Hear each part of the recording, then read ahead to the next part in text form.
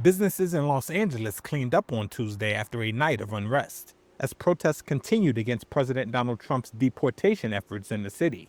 On day 5 of the ongoing mass demonstrations, hundreds of U.S. Marines arrived in the Los Angeles area under orders from the president. Trump also activated 4,000 National Guard troops to quell protests, despite objections from California Governor Gavin Newsom that the deployments are politically motivated. Los Angeles Mayor Karen Bass said federal intervention was not warranted. This was not needed. The idea that the administration would usurp the authority of our state government, take it away from our governor, Gavin Newsom.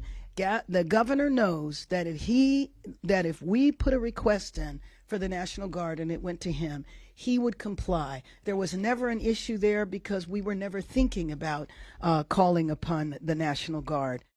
According to a senior Pentagon official, the troop deployments, including travel, housing, and food, is estimated to cost about $134 million. On Tuesday, Trump was asked how long he expected troops to remain in the area. Until there's no danger.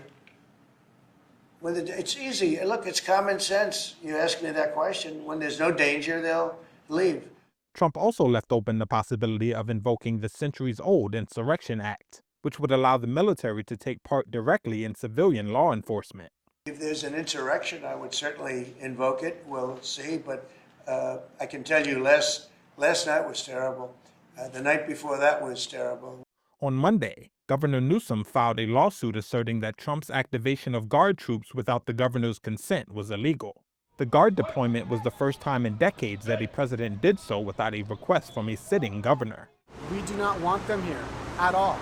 Back in the historic core district of Los Angeles, where several stores were damaged and looted overnight, Resident Daniel Fabiano told Reuters that the more troops Trump deploys, the worse the situation could become. The federal government is what is causing this. This was not happening, when I woke up on Friday morning. This was a peaceful, quiet neighborhood. It is only getting worse the more the federal government is antagonizing and tweeting insults at us.